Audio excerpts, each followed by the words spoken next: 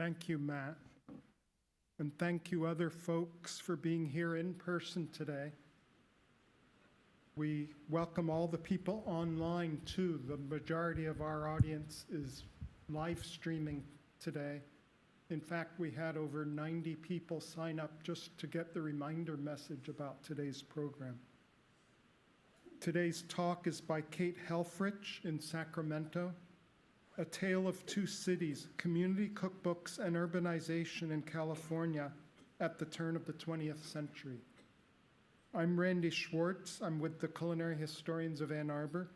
I want to also thank our host for today's program, the Ann Arbor District Library. They provide us this presentation room as well as promotional and technical support for us so we can share these programs far and wide by live streaming them and by recording and posting them on the library's YouTube channel. For the new viewers and visitors today, I want to briefly introduce you to the Culinary Historians. It's an informal group bringing together all sorts of people interested in the history and culture of food and cooking. The group was founded in 1983, and new members are always welcome. We have well over 150 members currently, about half of them here in Michigan, and the other half across North America and overseas. We organize monthly talks like this one from September to May. Some are with in-person speakers, and others like this one where the speaker zooms in. We also have twice yearly participatory theme meals for members only, one in summer and one in late autumn. For example, the meal next July 13th will be on the theme Food from the Stands of Central Asia. Those 7 countries from Afghanistan to Uzbekistan will be sending out information about that theme meal soon to members. Those meals are always fun along with these talks. If you're not a member of CHAA, we'd love to have you join. Our membership is only $25 a year for an individual or for a couple, and it includes a subscription to our quarterly magazine, Repast. Here's the current issue. A postal subscription to Repast by itself is only $20 a year, no matter what country you live in. By the way, anyone can write for Repast. Just contact me via the CHAA website, culinaryhistoriansannarbor.org, and we'll talk about it. So if you'd like to join our group or just to subscribe to Repast, you can find the information on that website. Click on the membership tab there. You can also follow us on Facebook. Just search for Culinary Historians of Ann Arbor. Or if you're here in person, you can pick up a membership form from the table near the back after the Q&A session. By the way, for those watching this online via YouTube, if you'd like to ask the speaker a question, you can type it into the chat section, and we'll try to convey that to the speaker. After the Q&A today, for those here in person, we have some snacks that were made using recipes from 2 different fundraising cookbooks from the region and period in question today. A chicken tamale loaf from Sacramento in 1904, a hard money cake, sometimes called a gold and silver cake, from Stockton, California, 1899. And since root beer was very popular there, we also brought a jug of A&W root beer, which is a product that actually started in 1919 with Roy Allen and Frank Wright, A&W, with their root beer stands in Lodi, Stockton, and Sacramento. So that fits into our theme today, too. Help yourselves to those snacks after the program. Our talk next month will be just 3 weeks from today, on Sunday, May 18th, same time, 4 o'clock. but a different room will be back up on the 4th floor, again in the meeting room there upstairs. That talk will be by Dr. Carolyn Zola, a 2024 to 25 research fellow at the Library Company of Philadelphia. She'll be speaking to us on pepper pot stew and black female street peddlers in antebellum Philadelphia. So look forward to that exactly 3 weeks from today. And now finally, I want to introduce today's speaker. We're very pleased today to connect with Kate Helfrich in Sacramento. Kate is a career educator with a background in nutrition and food studies and a passion for recipes, cooking, and wise eating. She's a master food preserver through the University of California's outreach program, and she's taught classes all over the Sacramento region, including through the Soil-Born Farms Urban Agriculture and Education Project. She also devotes time to exploring cookbooks and recipes. In 2016, she was selected to participate in a seminar on reading historic cookbooks through the Schlesinger Library at Harvard University.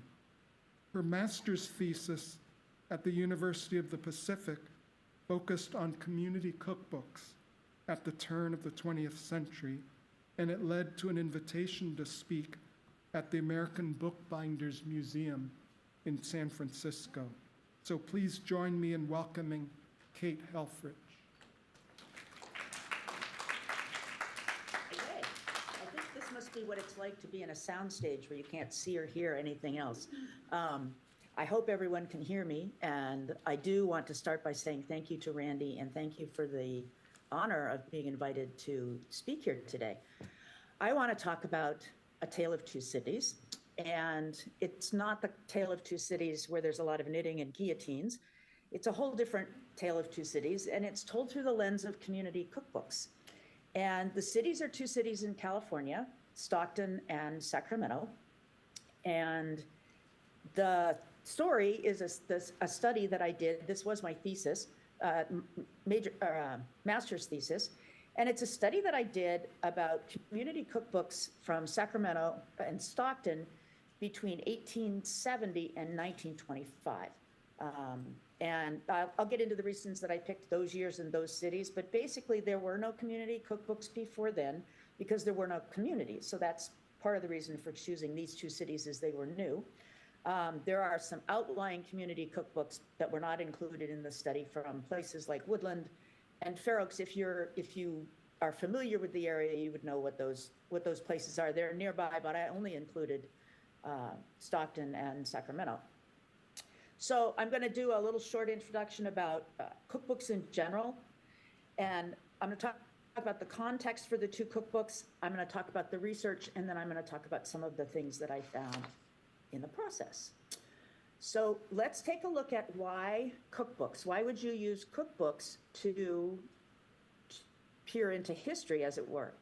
I want you to think for a minute. I'm going to ask you some questions. I want you to think for a minute about the cookbooks that you have at home. Any of them, all of them. If you're a collector of cookbooks, then you probably have tons. If you like to cook, you probably have tons. How did these cookbooks come to you? Were they given to you? Were they your mother's? Were they your aunt's? Did you buy them? Which ones are your favorite, and what do they mean to you? And most importantly, what do these cookbooks, the cookbooks that you own, say about you? Because now I'd like you to participate in a short exercise to illustrate the value of interpreting cookbooks as meaning something beyond just a bunch of recipes. Cookbooks are what we call aspirational texts, and that is in large measure what gives them value as historical documents. And by aspirational, I mean you buy them and you read them. Sometimes you buy them and you don't read them. Some of us never cook from them. We buy them because they have particular meaning, just as the book itself. But you buy them or acquire them because you aspire to be something, to do something, to think about something. So I'm going to show you some cookbooks. And as I said, this is just to sort of get you warmed up and thinking about why cookbooks have meaning beyond just their text. I'm going to show you some cookbooks, and I want you to think for a minute about what you or any person, could be your mother, your grandmother, your aunt, your friend, might be aspiring to if they buy or read these cookbooks. What are they dreaming about? So what do you aspire to if you buy, read, or own these cookbooks? And let's start with the Moosewood Cookbook by Molly Katz. And I'm not going to give you a lot of information about each cookbook because I want to go fairly quickly. What do you aspire to if you're buying the Can Opener Cookbook, or if you're reading the Can Opener Cookbook by Poppy Cannon? This is from the 60s, 70s. What about the Instant Pot Cookbook? Very different.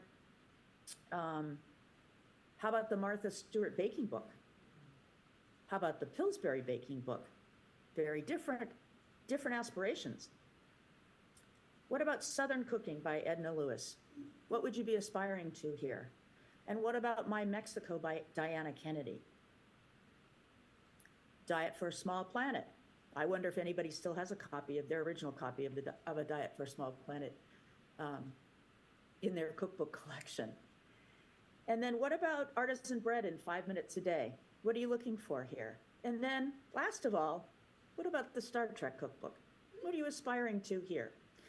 And you look at these and you think, okay, yeah, each of them they're different, and I would buy them for very different reasons.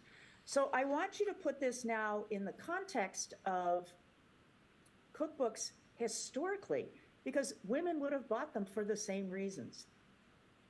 So the cookbooks that I worked with in my study are historical cookbooks, community cookbooks, I mean, and typically community cookbooks they are one of three types of cookbooks. The three types being commercial cookbooks, which are the kind that you get with your Instant Pot or you get with your KitchenAid. Published cookbooks, which are usually written by one author and published on a large scale. Community cookbooks, on the other hand, are published by a group of people and usually published locally. The interesting thing about community cookbooks, well, like all cookbooks, they have something to tell you about markers of culture and community food trends and the life of the time in which they were published.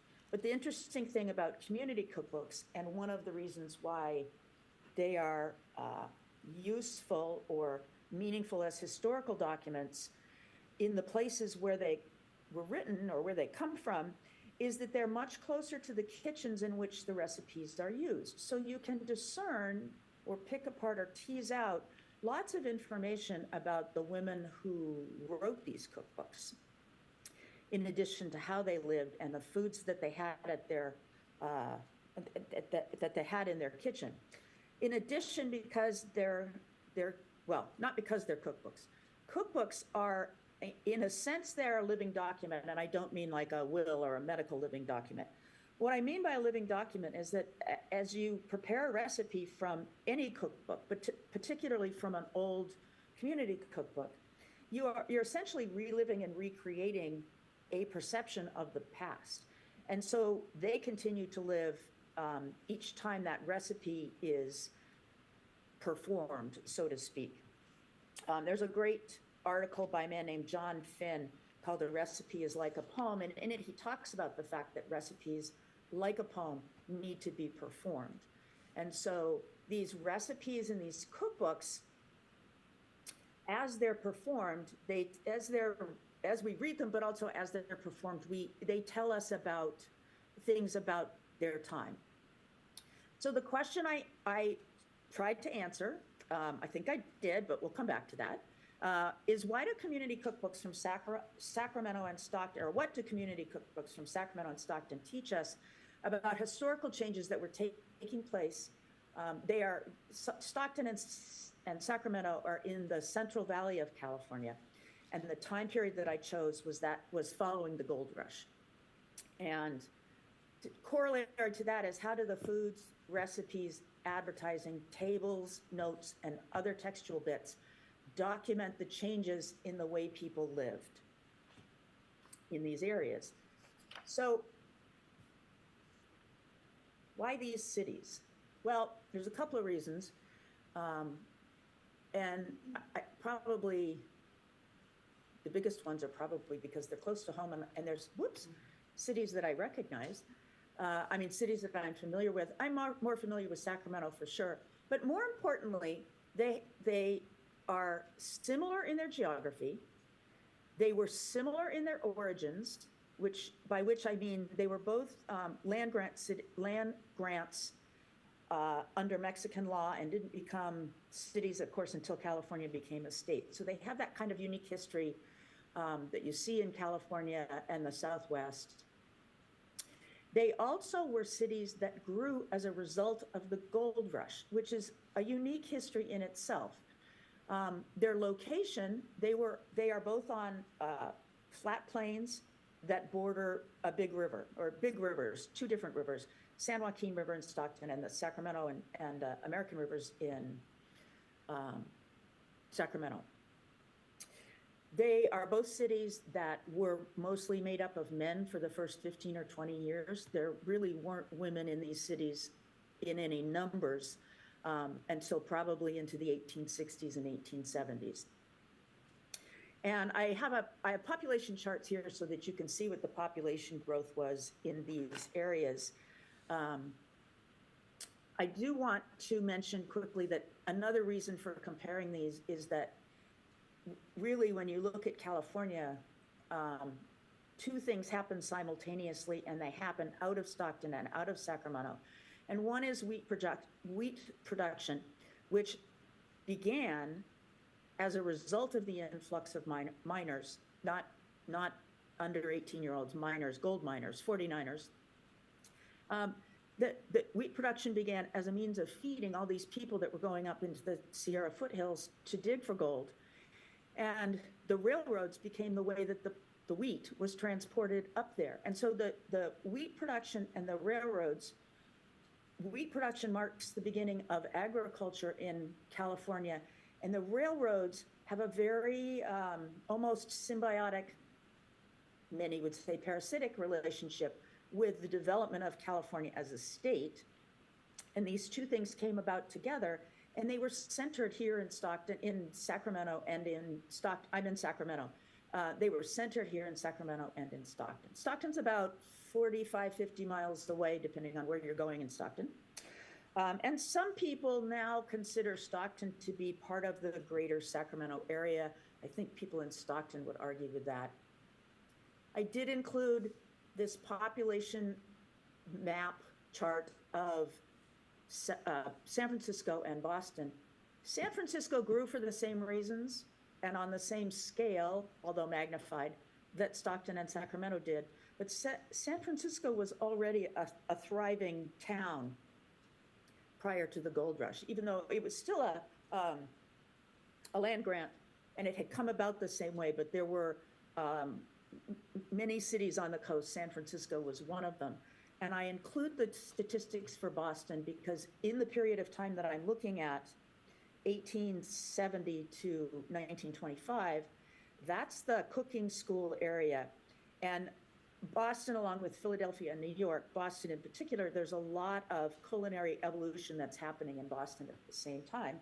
And I wanted you to be able to see how the numbers compare. And it's interesting now, or to compare now, because now Boston is a smaller city than San Francisco, still larger than Sacramento and Stockton. Sacramento is about 850,000 people in the city. It's about 7 million in the greater Sacramento area. Stockton is about Stockton is about 320. San Francisco is about 850 in the city and 7 million in the greater Bay Area. I'm sorry, Sacramento, I think I said 7 million. Sacramento is 2.5 million in the greater Sacramento area. And just for comparison, Ann Arbor is about 120,000 people in the city. Salt Lake City today is about 200,000 people. And I just wanted to point out, there is this metric called Dunbar's number, and I don't know if anyone is familiar with it. It's a theory in psychology by a guy named Dunbar, who said that the supposed number of relationships that a person can maintain at any point in time is about 150, which seems huge to me. And if you think about that as in comparison to population growth, then if you take Dunbar's number and you multiply it by itself, so you square the number, you get about 22,000 people. And that's 150 people that you have a relationship with and 150 people that they have a relationship with, gives you a city the size of about 2,200, where it becomes too big to really, quote unquote, know everybody. Obviously, you don't know everybody if you know 22,000 people. But if you've lived in smaller places, and I know some of my experiences, for example, Bar Harbor, Maine is 5,000 people. And that's a town where everybody is in everybody's business all the time. That's a size where you know what's going on with everyone. I say that a little euphemistically, but you know a lot about a lot of people. In a town the size of 30,000 people, when you read the morning paper, you can identify a lot of those people, but there are still some that you don't know. And so that's just so that you have a sense of what size does in terms of how people know each other. Those are some numbers to maybe think about. So the cookbooks in Stockton and Sacramento that I looked at 15 of them. I'm sorry, yeah, 15 of them. There were 9 from Sacramento, and there were, 5. There were 9 from Sacramento. That's 14. 5 from Stockton. And all of the ones from Stockton were cookbooks that came from religious organizations. Actually more than half of the cookbooks that came from Sacramento were secular.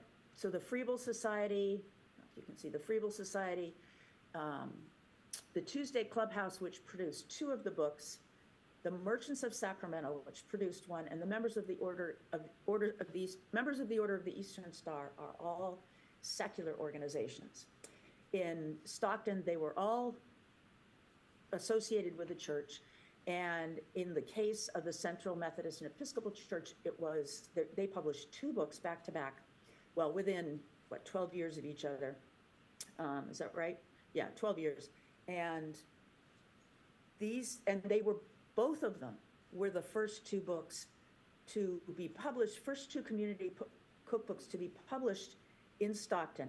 And I want to go back to something I said, or maybe I forgot to say earlier, about these cities as they developed. They were all meant to begin with. So you don't have community cookbooks because you don't have a community to talk about cooking or to share cooking and recipes until you have women who have the opportunity to gather together in some form.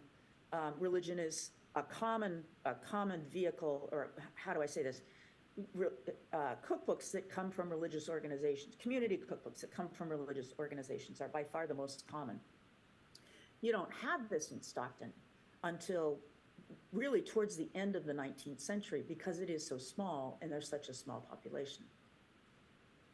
So these are the cookbooks.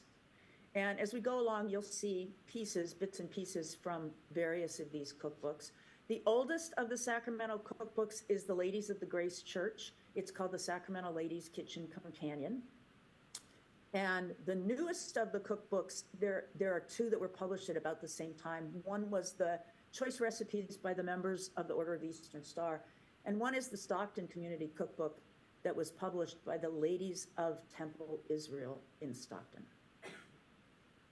So what did I look at in these cookbooks? I looked at cookbooks. Yes, I looked at the table of contents and I looked at the index. Now, it may sound silly, but there's actually a lot you can glean, a lot of information that you can glean from the table of contents and the index. The index is not like we think of today in a cookbook. It was a little more scaled down. I looked at the tables of weights and measures because that really gives me information about how things were happening, utensils that were there in the kitchen, how things were being prepared as they were being cooked. I looked at the ancillary text, which I call the Poems, Prayers, and Promises of the cookbook. And I also looked at the personal identifiers. And the Poems, Prayers, and Promises, I'm not going to talk very much about because that really is its own slideshow. There are some funny prayers, there are some funny promises, and some funny poems. One of the cookbooks from Stockton has little tiny recipes all through it. There are 2 or 3 line recipes, and they're formatted to look like the recipes in the cookbook. But when you read them very closely, they're actually advertisements for Garwood's shoes. Actually, Garwood's Mercantile, which sold shoes. So you have these recipes that are, take 2 cups of flour, mash in some butter, and walk away in Garwood's shoes, something like that. So the poems, prayers, and promises are pretty entertaining. The personal identifiers, that's a whole other project. And I actually wound up going down some very big rabbit holes on Ancestry, looking up the names and the trying to tease out the initials of some of the people who have their names attached to these recipes. And I'll show you what I mean as we go on, because you'll see the names. And it was very interesting to look into who these people might have been. So in the cookbooks, you have a table of contents in most of them, and sometimes have an index and sometimes have, sometimes have table of contents, sometimes have an index, sometimes both. The Sacramento Ladies Kitchen Companion, which is the oldest and the smallest, it's more of a pamphlet, like the Pillsbury books that you buy, the Pillsbury pamphlets that you buy at the checkout stand at the grocery store. It's about that size. And it has no table of contents and it has no index. So it doesn't have these things. So the oldest of the cookbooks that I have, where I could show you, and I say this, that I could show you the table of contents, because getting an image from the cookbooks and the copies or the online editions in archive.org or Hathitrust is challenging to get a good picture that you can use. But here's the table of contents from a practical cookbook, which was produced by the Foible Society of Sacramento in 1890. So this would be 50 years after the gold rush, roughly. And it's a very simple book. The table of contents gives you categories. It does not give you a lot of detail about what's in the book. It just breaks things down into food categories. You see, as time goes on, you see a difference in how these categories are presented, and they get much more detailed, and there are many more categories as time goes on. And desserts are then broken down into cakes, pies, I'll show you in a minute, frozen desserts, and things like that. I think the Foible Society, or I would speculate that the Foible Society did a lot of entertaining and was a little bit hoity-toity, I guess you could say. I don't know how else you would say that.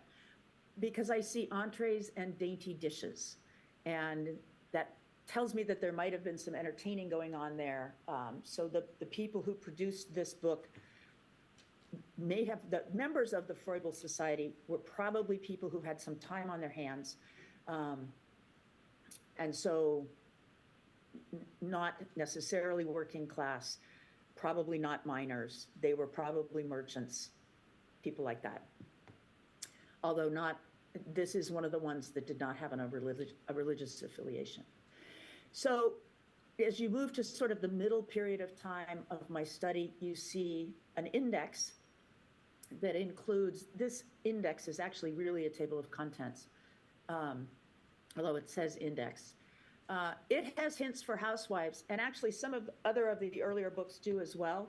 And this is, I believe, the last one of the books where I saw this category. And the hints for housewives in community cookbooks in general, and that's not true just in this area, but in community cookbooks in general, tend to fade out right around the turn of the century. A lot of those hints for housewives were geared towards women who were living in a more rural setup.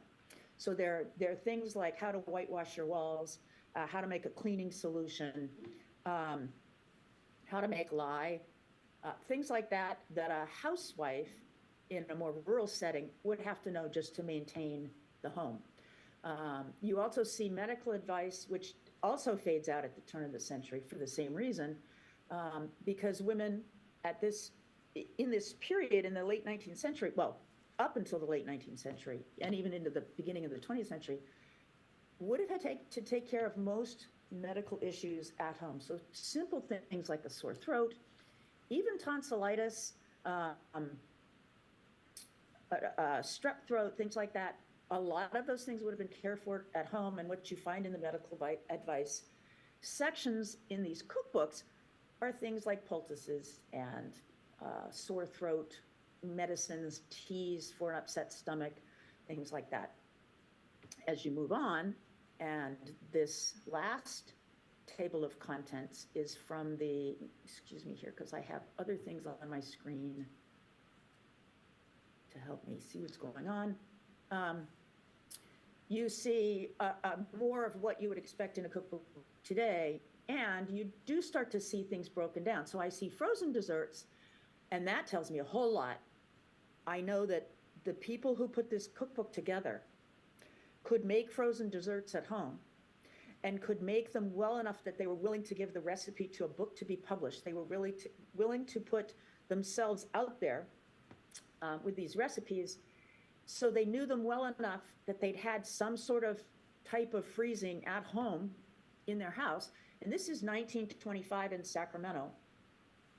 So they've got some sort of freezer at this point, even if it's just a literal ice box. You'll see later, though, that there's an ice cream shop now in Sacramento by 1925. So freezing is a way of keeping food at this point. Bread, muffin, and waffles is separate from cakes, is separate from sandwiches. Sandwiches are their own category. Meat sauces are separate from meat and poultry. That tells me there's enough things that can go in a meat sauce that it's not just about ladling on the broth that the meat was cooked in, or the broth with a bunch of herbs added. These are actual sauces that have things like flour and sugar or flavorings added. Cakes, desserts, pastries, and pies. And then interestingly, this hints, and the hints down here and the miscellaneous recipes. Miscellaneous recipes are, and I don't know if this is just this particular cookbook or has some other thing to tell me that I don't know, but miscellaneous recipes are actually mostly desserts. And the hints are all hints about things like, how to squeeze a lemon, how to get the seeds out of a lemon, how to separate an egg. They're cooking hints. They're not the same as they would have been earlier hints for the housewife or medical. So that's the table of contents. We also have the tables of weights and measures, and there's all kinds of things that you can tease out of this. In this table, you see measurements that are no longer used, things like a gill, a quarter cup, 4 tablespoons of liquid is a gill, or a quarter, what does it say, a quarter cup, or a wine glass. I will tell you that the wine glasses in my house hold more than 4 tablespoons, but apparently these didn't. You also see some other interesting things. Butter the size of a walnut is about an ounce.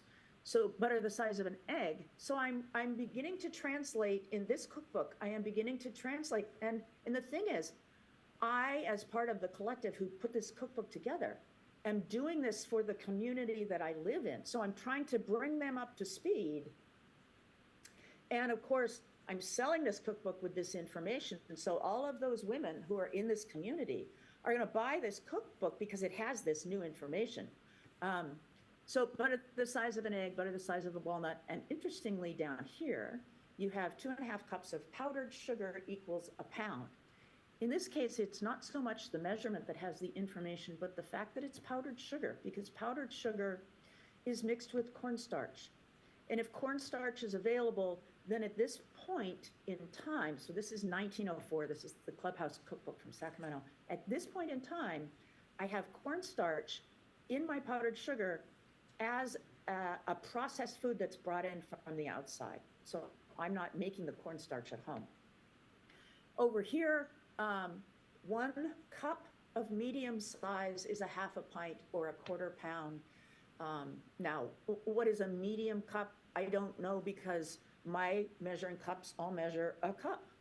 And you don't have that yet. This is the Bride's Cookbook from 1917 in Sacramento.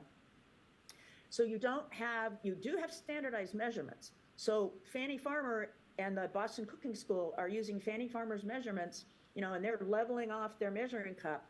And within that school, all those students are using the same measuring cup. But that may not be the same measuring cup that I'm using. But I will, within the next 10 or 15 years, be using the same measuring cup, or a measuring cup that measures the same amount, that becomes a cup the way that we know it today. What else is here? Oh, sorry. I guess we're going to move on. So that's the cookbooks, the table of contents, and the index. And now I want to take a look at the recipes that I looked at. So from the table of contents and the index, a lot of the things that I looked at there was trying to quantify, and in all of the stuff that I looked at, I tried to quantify what I saw so that I could compare it by the numbers I could compare between Sacramento and Stockton. And then also, if I wanted to take it further, or if somebody wanted to take it further, you could compare to another city at the same time and see where that city falls in its social, cultural development that revolves around, food. So when I looked at the recipes, I looked at a couple of things. I looked at the reproducibility. I looked at the sensory information. I looked at standardization. I looked at the presence of processed foods, and I looked at brand names, the presence of brand names. So reproducibility is really about whether you can take a recipe and make it today. And there are a lot of recipes that you simply can't because the ingredients are gone. Actually, this corned beef recipe calls further down from what I have highlighted, calls for saltpeter. But what I have highlighted says take a wooden bucket, fill it half full of cold water, dissolve the salt. It doesn't tell me how much salt. Dissolve the salt, and it doesn't tell me what kind of salt either. Dissolve the salt in a tub. Now this is a separate tub from the bucket that I have the cold water in. And then the salt that I've dissolved, I'm supposed to pour into the bucket, I guess a little at a time, until an egg that I drop in the bucket will rise to the top. The salt must be quite dissolved. That's interesting. I have not tried this recipe. This is how you corn beef. This is Mrs. CC. And I don't have it. I don't have it here with me, but I believe Mrs. CC was one of the people that I looked up. Yeah, that's a whole other thing. I'll come back to that later. Anyway, this is a recipe that really isn't reproducible. So I looked at whether a recipe was reproducible. I counted how many were not, and within each cookbook. And really, actually, the number went down very quickly because this was a period of time where cooking was evolving very quickly. And these cities were growing very quickly. So as a city grows, the things that you have to do at home, you can't do it at home anymore because you don't have the space for it. You don't have the outbuildings. You don't have the smoking shed to cure your meats. So as a city grows, you're going to have to go to a butcher to get your sausage instead of making it at home. You're going to go to the butcher and get your corned beef. He's going to do this stuff. You're just going to go buy the corned beef. And that happens as the city grows. And really, one of the things that is fascinating to me, and I can't say that I can tell you that I pinned down when these changes exactly occurred, but certainly in these cities, they occurred sometime around where you have 10,000 to 15,000 people, you see these changes. Now, can I draw any conclusions from that? I think I would have to study more cities with population. But you can, I think, start to see where just the numbers in the cities start to force these changes to happen, and it comes through in these cookbooks. So that's an example of reproducibility. I also looked at sensory information, which you can see in this corned beef recipe, as well as up here in this gems recipe. And gems are a kind of muffin, and a gem pan, there's a hot gem pan here, is like a muffin tin. But this idea of pouring it into the bucket until an egg rises to the top, and the salt must be quite dissolved. All of those are you have to experience that in order to know what that's like. Versus a recipe today where you add a cup of milk and a cup of flour, and it's always going to be the same thing. And you don't have to have a lot of experience. You can never have cooked before, and you can add a cup of flour and a cup of milk. This took some cooking experience and some knowledge. As you go along, that knowledge starts to disappear, and this is how you see it, or this is how you don't see it in later cookbooks. So as thick as can easily be dropped is another example of a sensory cue. I looked at standardization, and this, I'm highlighting this in particular because 1 can of corn and 1 can of tomatoes is both a standard measurement and it's an example of a processed food. So when I'm counting the number of recipes that have processed foods in them, this would be a processed food, because you probably didn't can the corn or the can of tomatoes at home. You might have, and you could have, but odds are this is a can of Del Monte tomatoes, a can of Del Monte corn, or some large grower like that. And then I also looked at brand names, and brand names run the gamut from national brand names like Globe Flour or Knox Gelatin or Jell-O even in some of the later cookbooks, to Grandma's Spanish Peppers, which may or may not be a completely local brand. There's a couple of brands that appear in this cookbook that I think were local brands. They're certainly not things I've ever heard of, and I could not find Grandma's Spanish Pepper. It's gone. So those are, when I looked at the recipes, this is how I looked at them. I looked at reproducibility. Oh, I also looked at reproducibility, standardization. If you look at this recipe, its format is in a paragraph format, whereas this one is in a list and then directions. This is a more modern format. This is a less standardized, older format for a recipe. Excuse me. This is the oldest, or excuse me, the newest of the cookbooks that I looked at, the choice recipes from the Order of the Eastern Star in Sacramento. I will tell you, since I'm here, the Order of the Eastern Star in Sacramento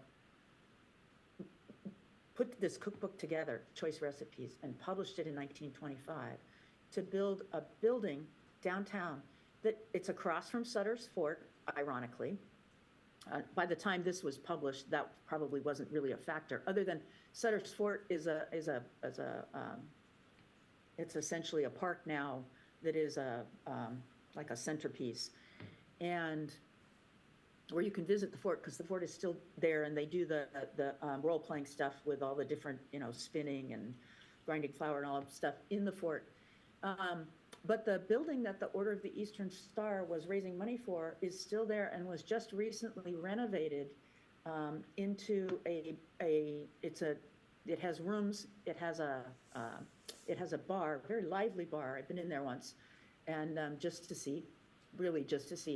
And it also has a restaurant by one of Sacramento's more famous, I guess, restaurateurs. He now owns, I think, 5 restaurants in Sacramento.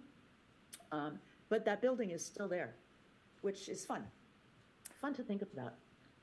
So this is another example of, and I put this in because this is one of the places where you really see growth or change in these cookbooks, is the processed food that came from outside the home.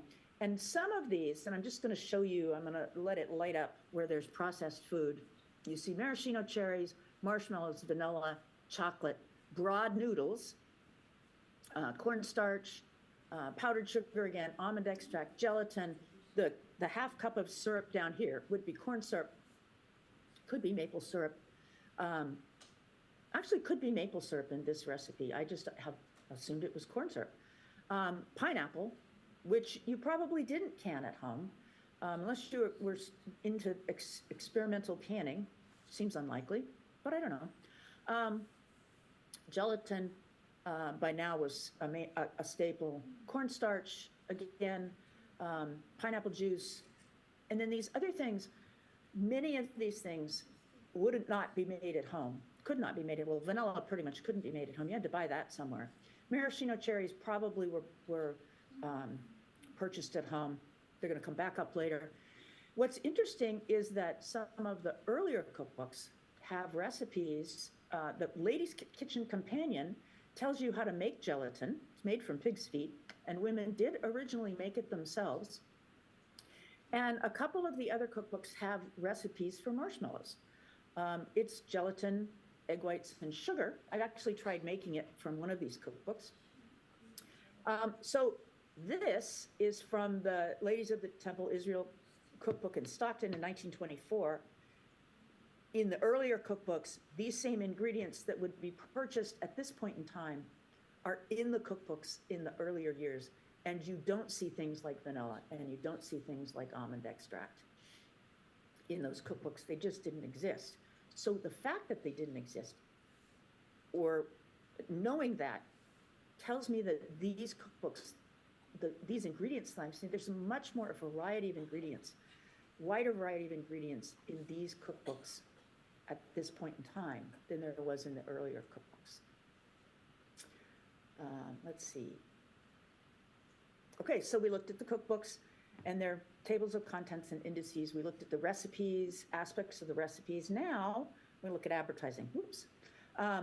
So how does food show up in the advertising? Well, it shows up in three ways. It shows up as purveyors of the food, so grocery stores, food, flour and grain distributors, and depending on the time, the era, or not the era, I would consider this an era.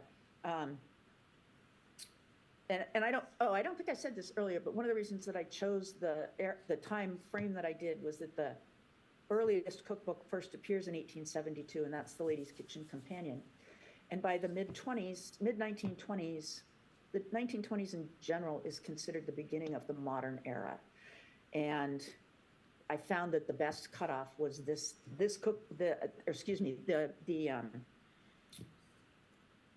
choice recipes from the Order of the Eastern Star.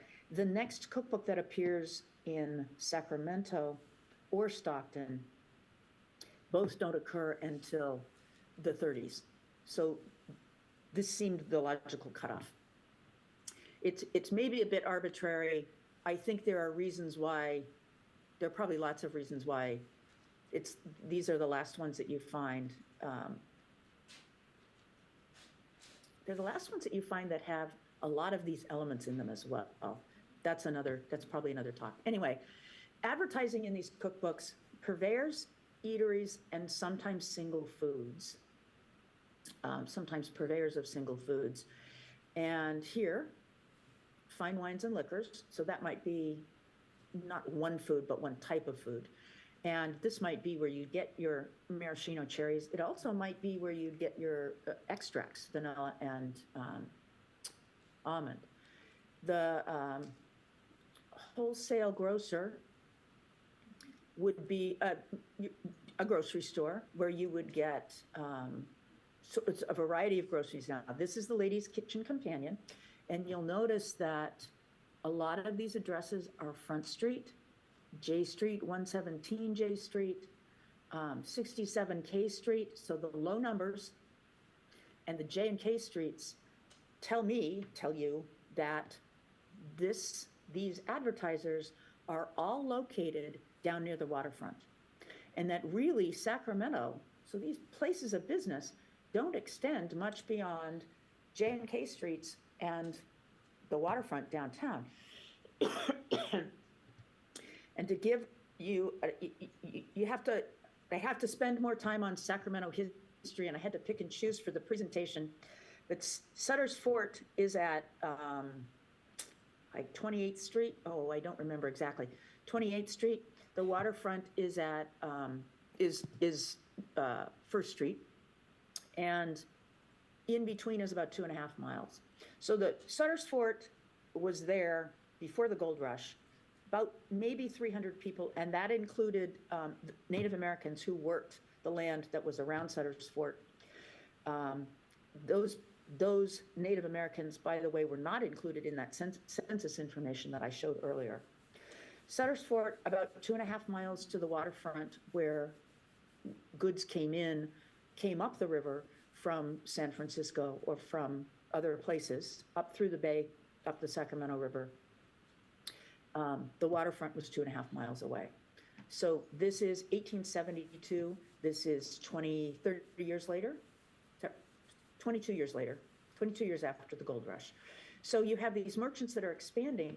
And one of the things that I found with these cookbooks is that if you mapped out the addresses, and this is not just with the foodstuffs, but with the addresses in general, if you mapped out the addresses of these advertisers, you can see the physical geographical growth of the city. And this is a whole other master's project for somebody.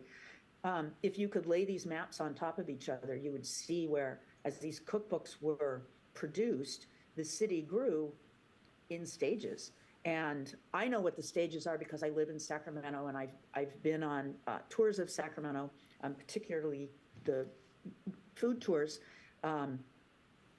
There's a company called Local Routes that puts food tours together in Sacramento, and you can go and travel through these areas on foot and see where some of these places were. But you can see the physical development of these that you see in these, of the addresses that you see in these cookbooks. So I just wanted to also point out, this is a flour and grain merchant, which 22 years after the gold rush, wheat in the flour and grain industry, probably 15, 20 years after the gold rush is about when it peaked. And then some of these flour companies, like Globe Flour, moved elsewhere, left Sacramento. Were still big companies, but they left Sacramento probably to grow more, but also because land in and around Sacramento started to turn to other crops. And so there was less space for wheat available, and there were less miners coming in. All kinds of things changed what was being grown. Also, the fact that miners went up into the hills and they came back down, and they hadn't done well in the gold mines. They came back down and had to do something. Many of them turned to farming, and they farmed things other than wheat. So more ads, just as some more examples. This is an example of a single food ad. This is beer. I assume it's beer.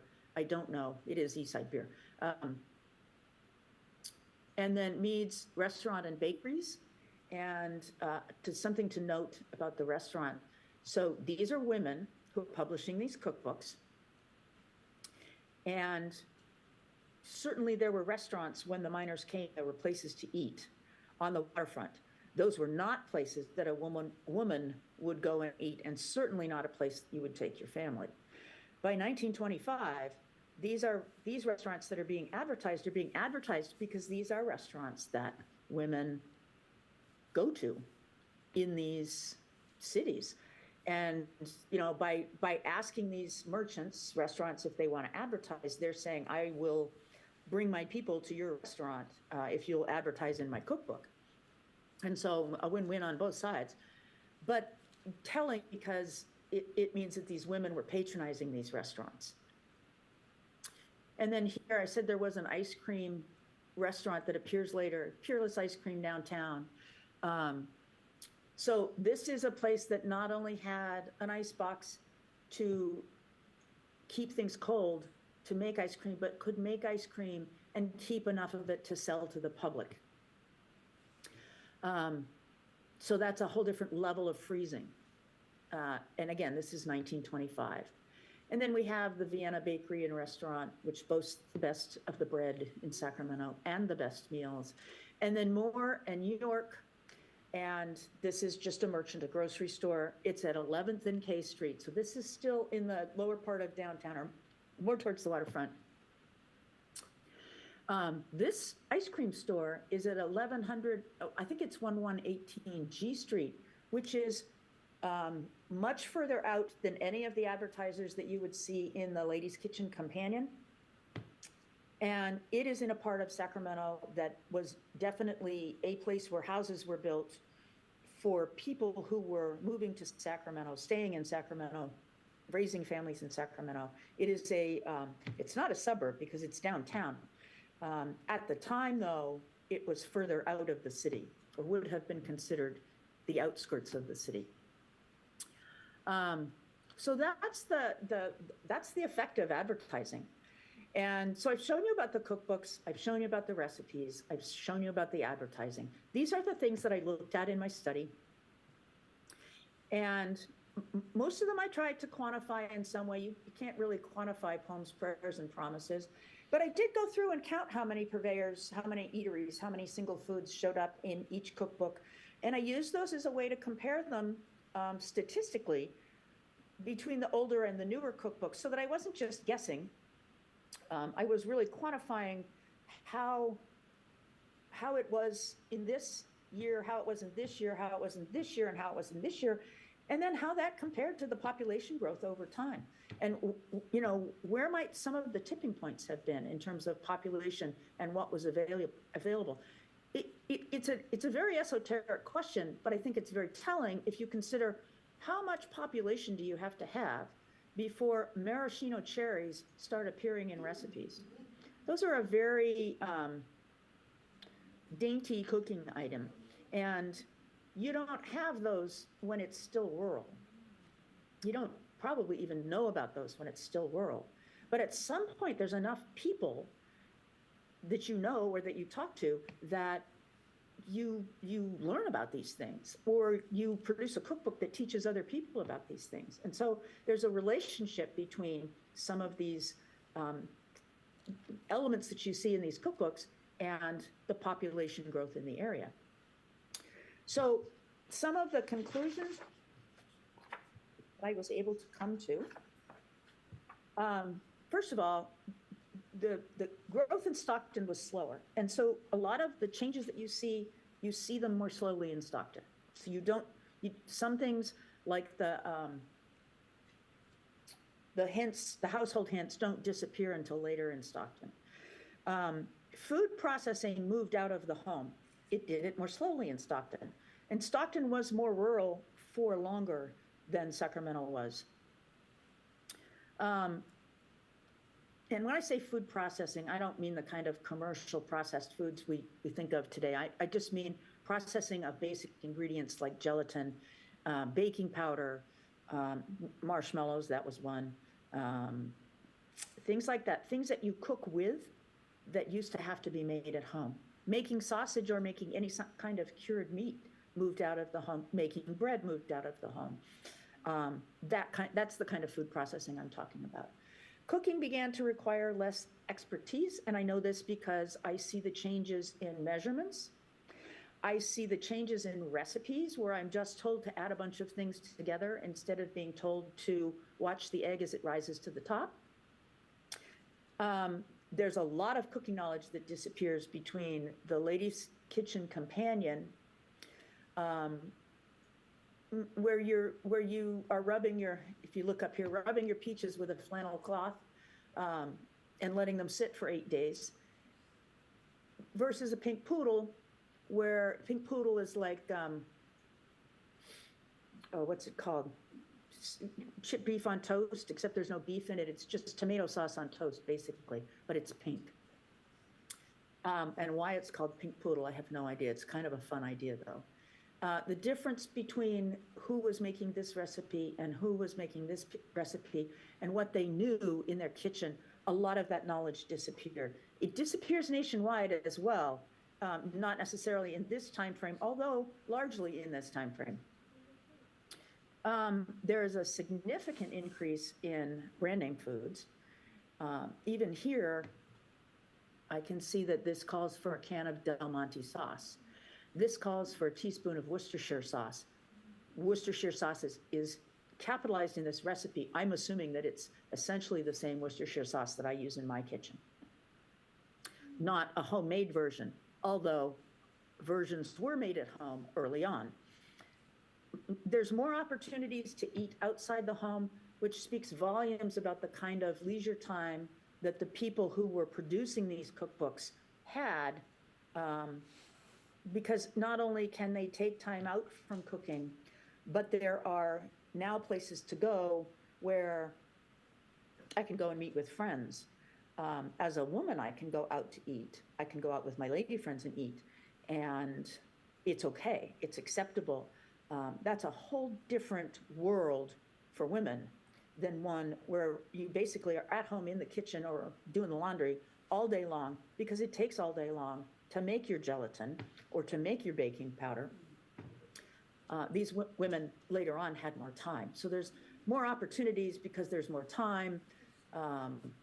And there are more venues in which to eat meals outside the home.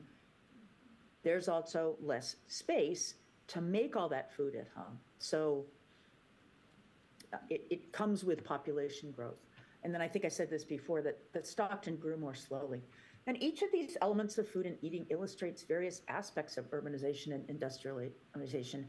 And it shows us how food changes, how food is obtained changes, how food is turned into a meal changes, what the meal includes changes, and the physical and geographic changes in the layout of a city appear in these cookbooks as well. And so there's a lot of information that you can glean from community cookbooks. It goes way beyond food and eating. And that's what I did, and that's how I compared things. And if there's any questions, I would be happy to answer. So, and I'll wait until a question appears in one form or another. If you folks want, you don't have to raise questions, but if you want, we got some pencils and paper over here. If you have something on your mind, I can bring them to you, otherwise you don't have to raise anything. Is somebody there?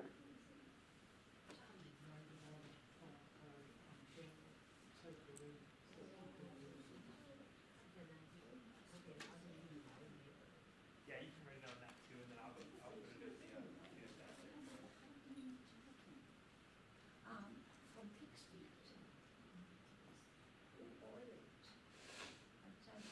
Hello?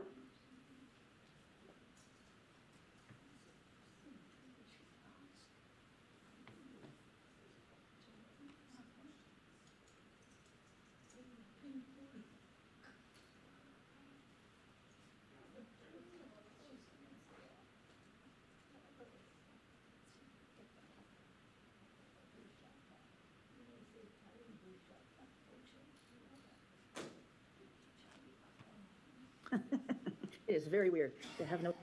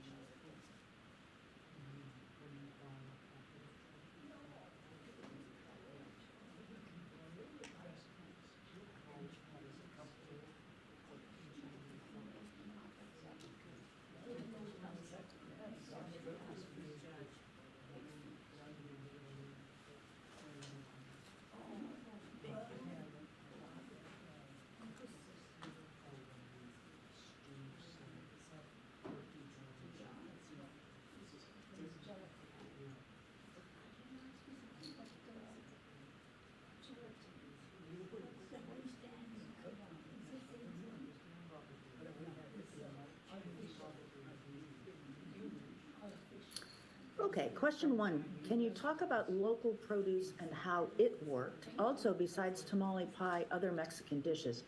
There's a second tamale pie that is made, there's one that's made with cornmeal, there's one that's made with wheat flour.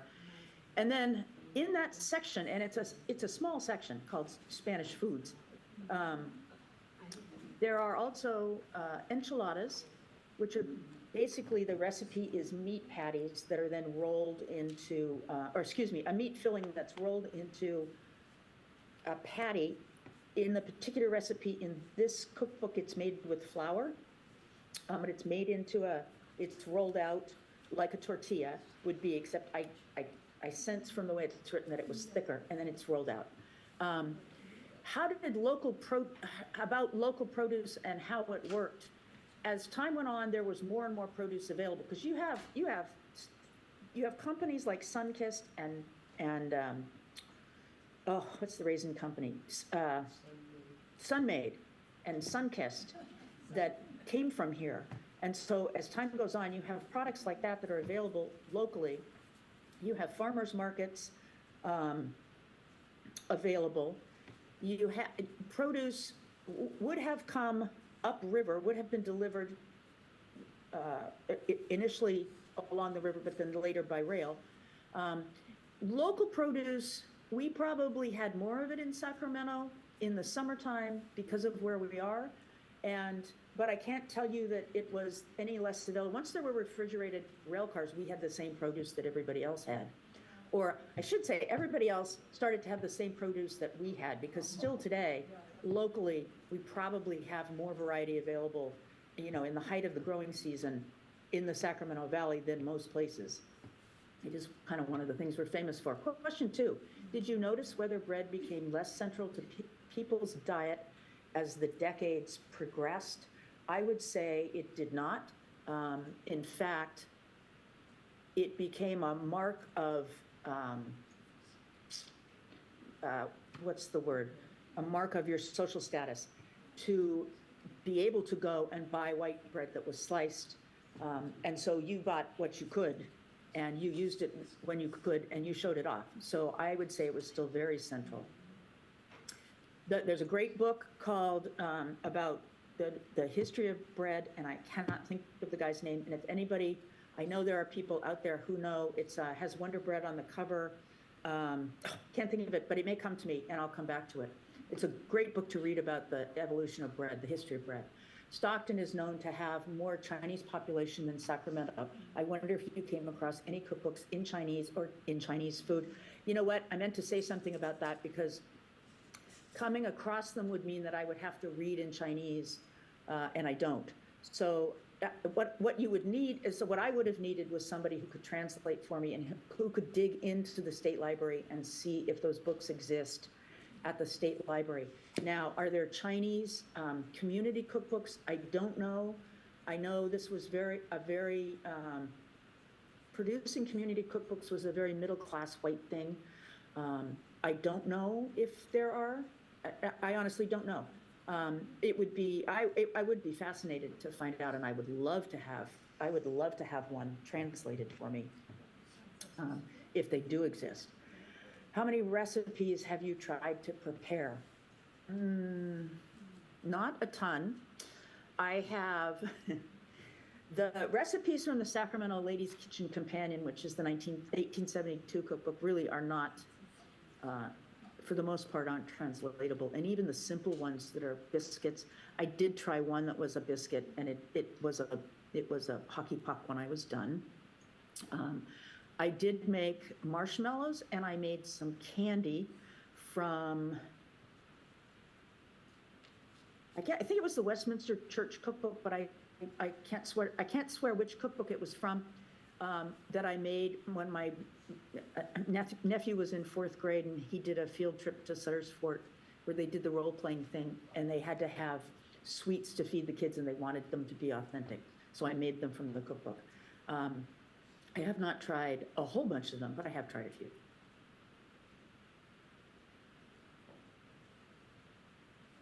I know Randy tried preparing a few for today, and I would love to know later on how those are, the treats that he prepared.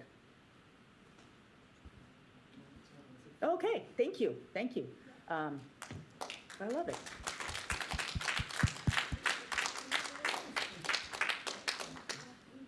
Thank you so much, folks. That was wonderful.